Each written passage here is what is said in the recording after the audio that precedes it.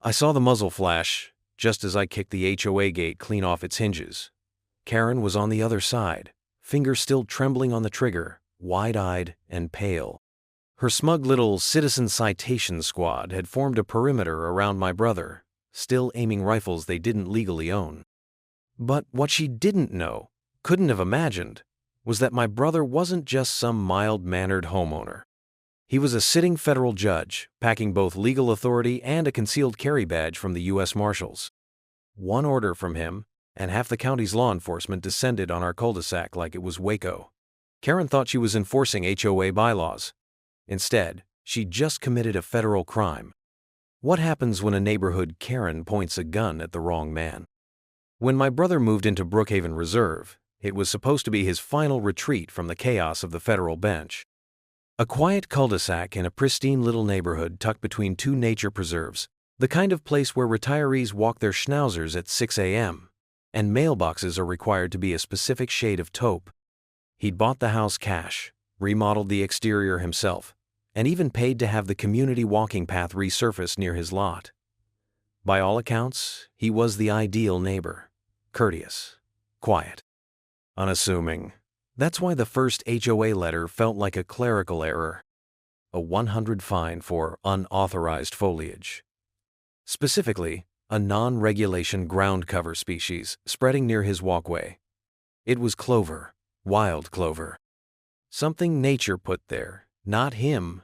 He chuckled and threw the letter in a drawer. A week later, another citation arrived, this time for a noise violation. Time stamped for 2:14 a.m. on a Wednesday. The claim? Repetitive hammering. My brother had been in D.C. that night, overseeing a court session that lasted past midnight. His house was dark, locked, and empty. He responded with a calm, courteous letter requesting audio evidence. The HOA replied with a second notice of non-compliance and an added $50 late fee. That's when I noticed something off. He showed me the envelopes. Each one hand-delivered.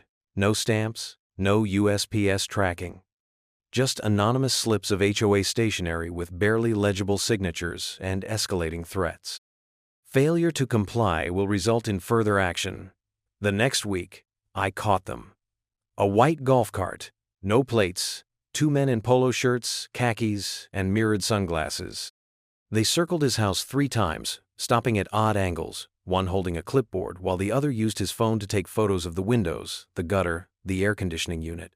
I stepped outside. They didn't even pretend to be subtle. Just conducting a routine visual survey, one said, tucking his phone back into his belt. For what? I asked. Your shrubbery? Your neighbor's roof tiles? He smirked and said, property integrity.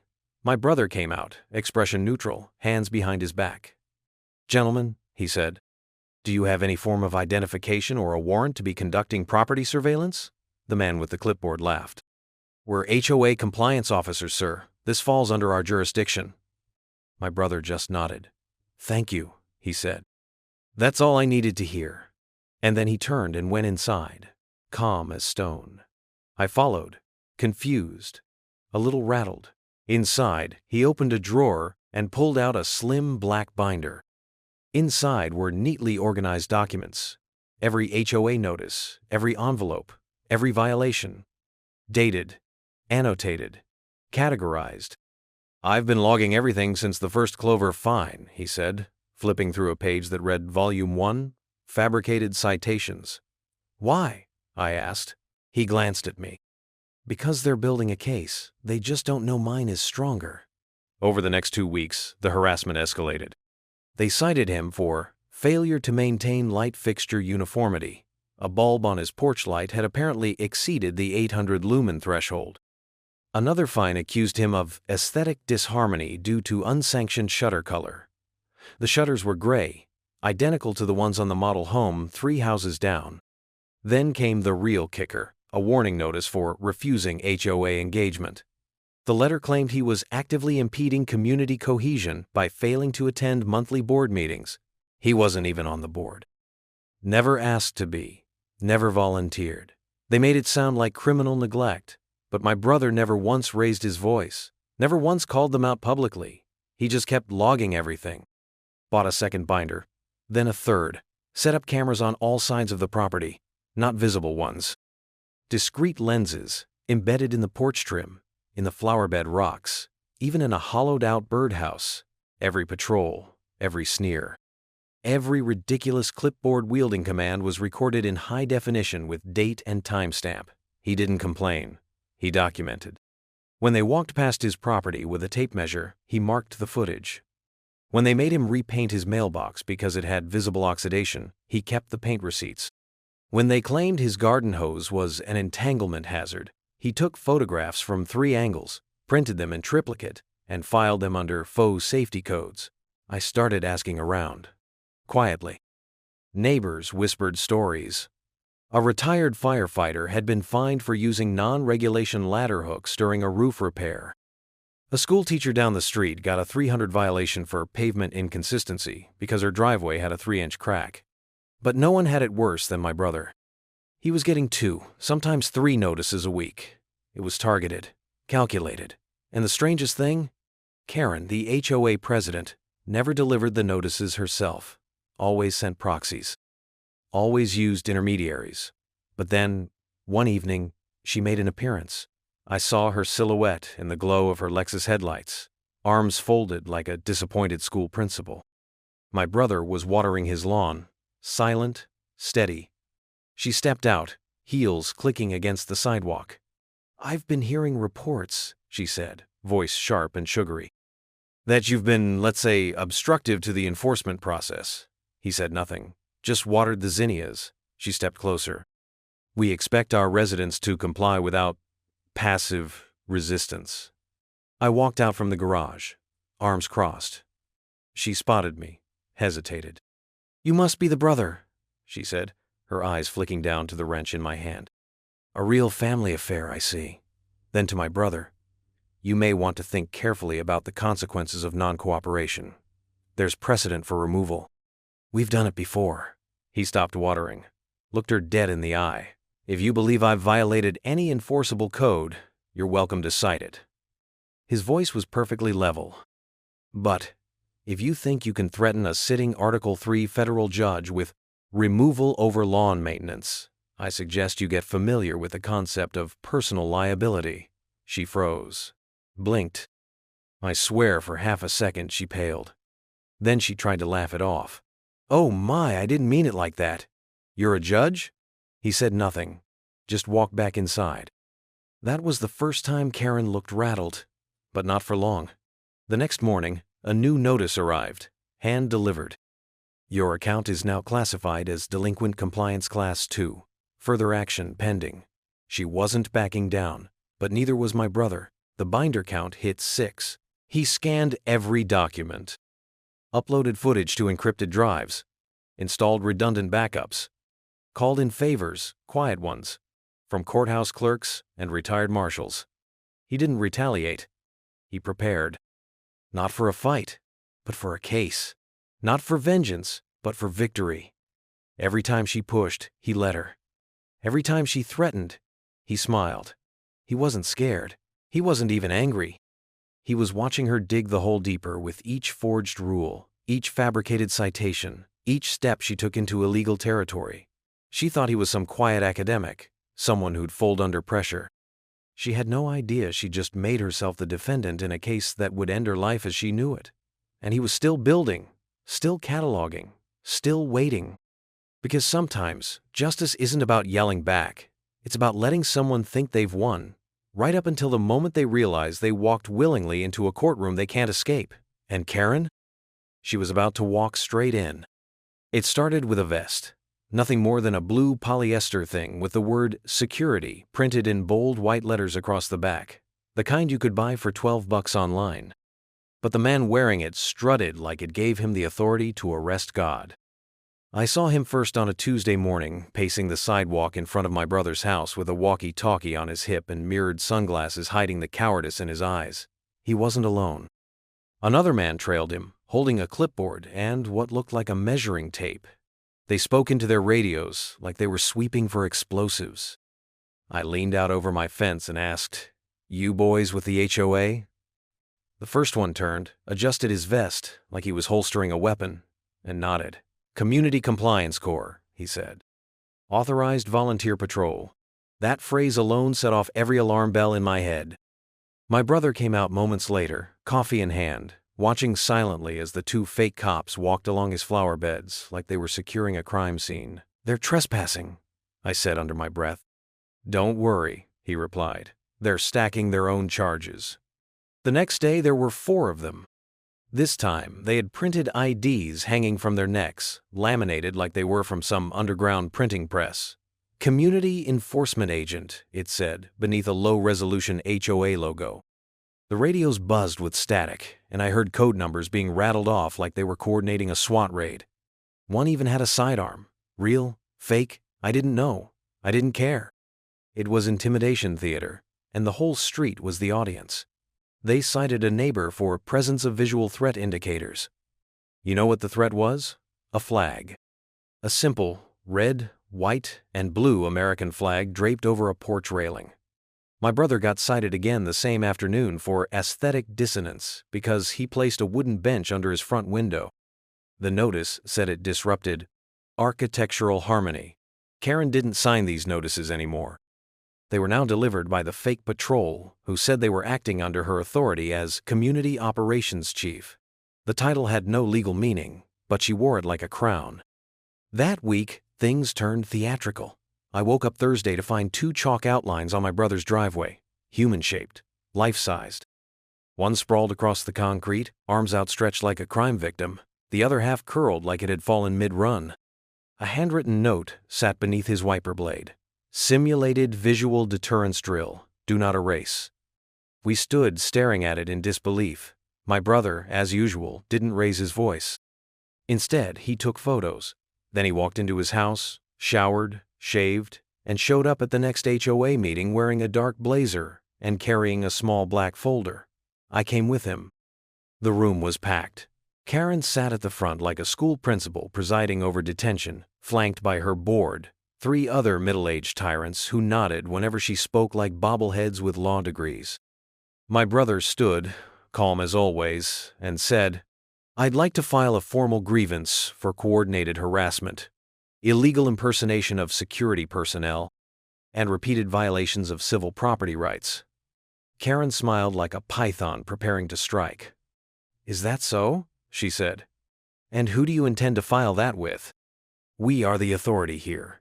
Actually, he said, opening his folder, I've already submitted my complaint to the county clerk, the district ethics committee, and the local precinct's legal liaison. This is just a courtesy. The room went silent. Karen narrowed her eyes. And who exactly do you think you are? She said with a sneer. He paused, looked her square in the eye. I'm Judge Avery Monroe, he said slowly. Article 3, Federal Bench, Eastern District Court. And I have reason to believe you've committed at least 5 misdemeanors in the last 10 days. The silence that followed was almost cinematic. But Karen, Karen. She didn't flinch, didn't panic. She laughed, loudly. You expect us to believe that? She said, looking around the room like she'd landed a punchline. A federal judge moving into Brookhaven? Cute story. Where's your robe, Your Honor? A few board members snickered. My brother didn't respond, just closed his folder and walked out. But the damage was done. She'd mocked a federal judge on record. We left the meeting to find his tires slashed, all 4 of them. Deep, deliberate cuts. The HOA meeting ended just minutes later, and several attendees walked past the scene with smirks on their faces, pretending not to notice. One of Karen's agents even said, "Looks like someone parked wrong." That night, my brother filed a police report, but he also installed a new camera facing the street. One with night vision and motion sensors and a direct uplink to cloud storage. The next day, Karen went nuclear. She sent a notice out to the entire neighborhood declaring our street, had been reclassified as a designated compliance zone. According to the memo, this designation allowed random vehicle inspections, curbside conformity checks, and on-site interviews to determine threat level alignment with community values. It wasn't just absurd, it was dangerous. That morning, 2 of her agents, now wearing actual tactical belts, knocked on the window of a neighbor's car and demanded to verify community transport authorization. They claimed the license plate frame was aggressively customized. Another neighbor, a quiet widower in his 70s, was told his bumper sticker choices were under review. Then it happened to me. I pulled into my driveway with a grocery bag on the passenger seat and a paper from the county recorder in my hand. I hadn't even stepped out before one of them walked up and knocked on my window with the butt of a flashlight. "Can I help you?" I asked, rolling the window halfway. "You're being flagged for potential review," he said. "Vehicle appears to lack HOA-approved registration tag." I stared at him. "I don't need an HOA registration tag to visit my own brother." He tilted his head. "This is a compliance zone. All traffic is subject to review. Do you have a badge?" I asked. "No," he said. "But I have authority." I laughed, out loud. Then I drove away. My brother called me that night, said calmly, "We're reaching the threshold." "What threshold?" I asked. "The one where law becomes action," he replied. I didn't ask what he meant. I didn't have to. He was past collecting notices, past cataloging insults, past tolerating insanity. And Karen? She was still grinning like the queen of a game she didn't realize she'd already lost. Because soon, very soon, she'd mistake her imitation power for the real thing. And she'd pull a weapon on the wrong man. It was a Tuesday afternoon when it happened. A Tuesday, of all things. Sky half-clouded, breeze soft. The kind of day when no one expects hell to drop onto their front lawn. I was working on my truck, elbow deep in engine grease, when I heard the sound, gravel crunching in a way that didn't belong to tires but boots. Too many of them. I looked up and saw them. 6 of them, dressed like mall cops that had binge-watched too much cable news and decided they were soldiers. Karen led the pack, flanked by her community enforcement agents. 2 had radios. 1 had a body cam strapped crookedly to his chest. And one had a sidearm slung low on his hip like he thought he was patrolling Fallujah.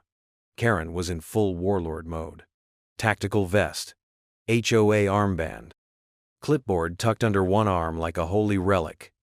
But it was the expression on her face that froze me. Pure righteousness. The kind that only ever ends in a lawsuit or a body bag. They marched right up to my brother's front lawn like they were executing a warrant. No knock, no announcement, just a phalanx of delusion. My brother opened the door before they could knock. Calm. Shirt tucked in, glasses on. If he was surprised, he didn't show it. "You're trespassing," he said plainly. Karen didn't blink. "Under Brookhaven Revised Bylaw Code 48C, Section 3, she said, voice high and clipped. "We're here to execute a citizen's detainment order." My heart stopped. "You're doing what?" I called out from the driveway. Karen ignored me. Her eyes were locked on my brother like she was waiting for him to flinch. He didn't. "There's no such thing," he replied. "What you're describing isn't just illegal, it's reckless. You've refused mandatory inspections," she said. "You've harbored non-compliant structures. You've interfered with patrols. This community is under the protection of its own charter, and you are being temporarily restrained pending board review."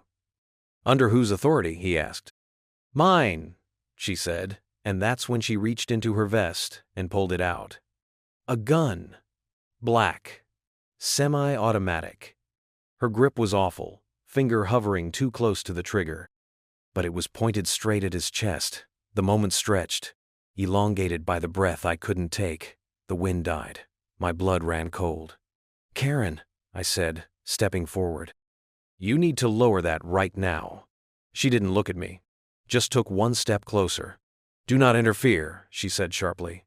"This is an official compliance action." My brother never flinched. He didn't raise his hands. He didn't back away. He just stared her down, voice steady. "That's a federal offense," he said quietly. "You're pointing a firearm at an Article 3 judge, on his own property with no warrant, no probable cause, and no authority. Every second you hold that weapon is another year you'll spend in federal prison." She blinked, just once, then smirked. "You really think I'm afraid of your fancy title?" she sneered. "The law protects homeowners who follow the rules. You're not above the rules." "No," he replied. "But you're beneath them. And that's when the sirens cut through the air like a blade. No slow roll. No warning, just the unmistakable screech of authority. 4 black Suburbans hit the street from 2 directions, boxed in the cul-de-sac with a precision that made the fake patrol drop their radios in shock. U.S. Marshals. Real ones. Federal windbreakers, tactical vests. The moment those boots hit the pavement, Karen's face changed. It wasn't fear, not yet. It was confusion.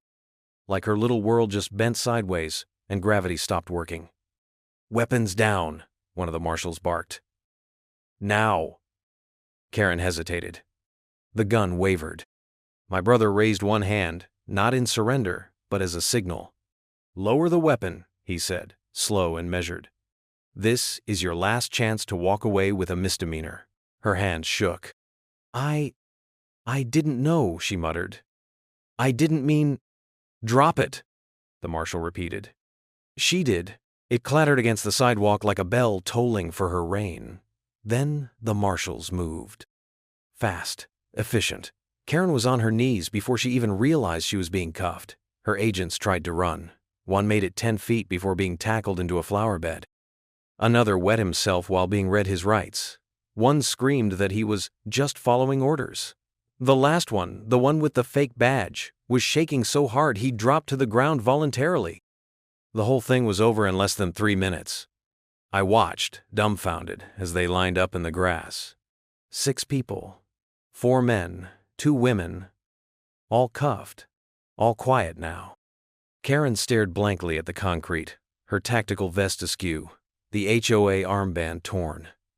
My brother, still calm, turned to one of the marshals. "Everything is on camera," he said. "The body cams, my home system, the street cams I installed last month. I'll submit the footage under seal, but I suggest charging for armed intimidation, impersonation of law enforcement, and unlawful detainment attempt." "Already logged," the marshal nodded. "We'll process them at the regional office." Karen found her voice just as they started hauling her up. "You can't do this," she snapped. "This is my community. These are my people. I was protecting the neighborhood." My brother turned his head slightly. "No," he said. "You were playing pretend, and now it's over." She lunged, restrained by cuffs, wild-eyed and shaking. "I made this place safe," she shrieked. "I kept out the chows."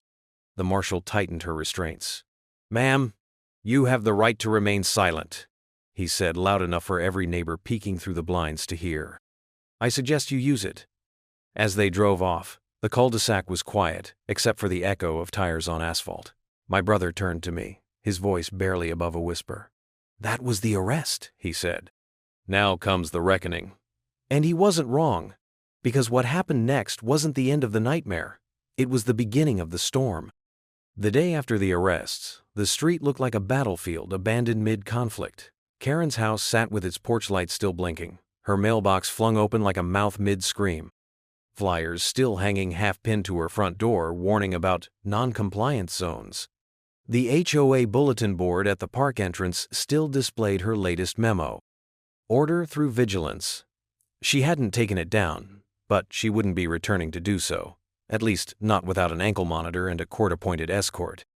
Most people thought that was the end of it. The gun, the cuffs, the screaming. They thought the marshals were the justice. They weren't. They were just the handcuffs. My brother was the hammer. And he wasn't done yet. While the dust settled, he worked in silence.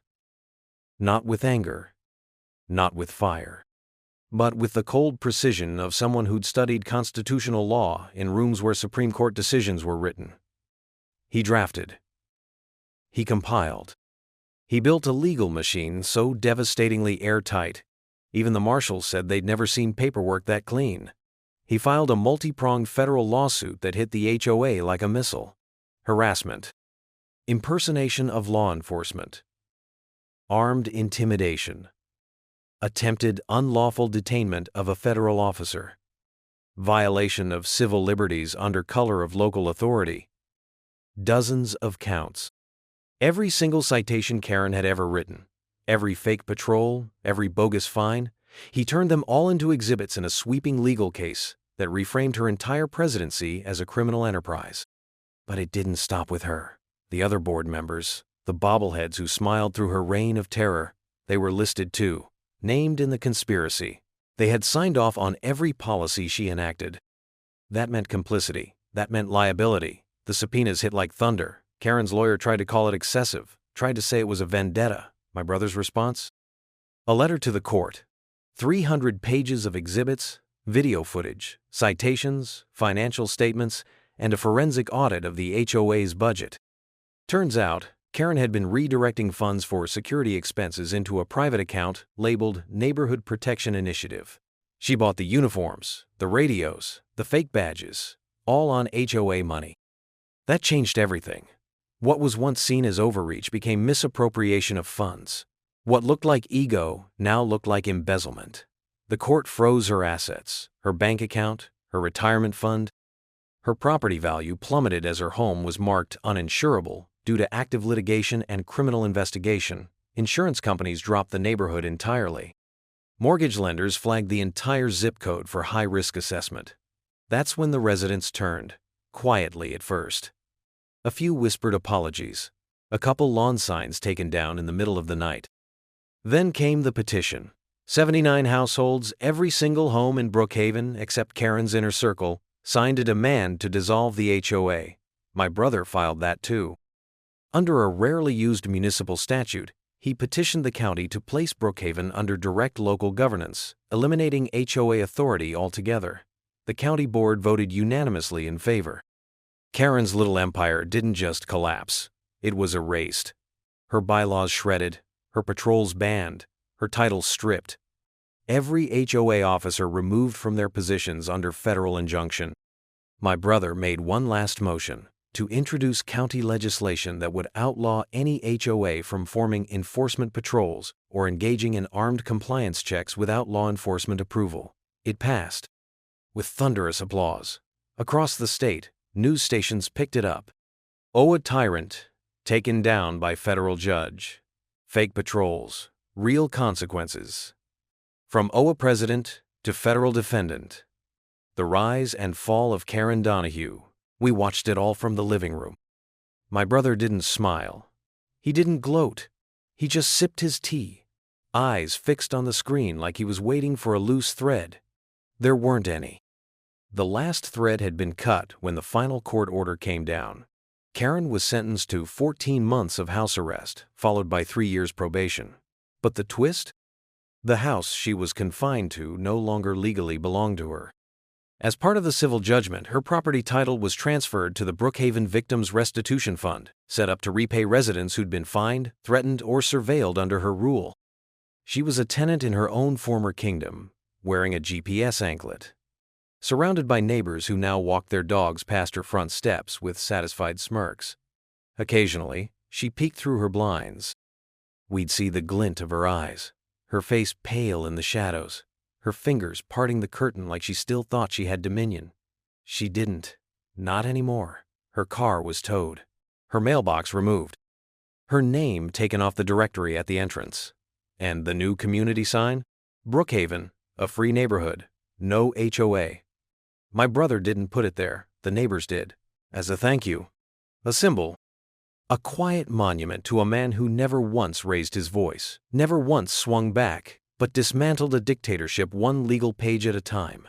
The community didn't just survive, it healed. People started planting what they wanted. Hanging flags.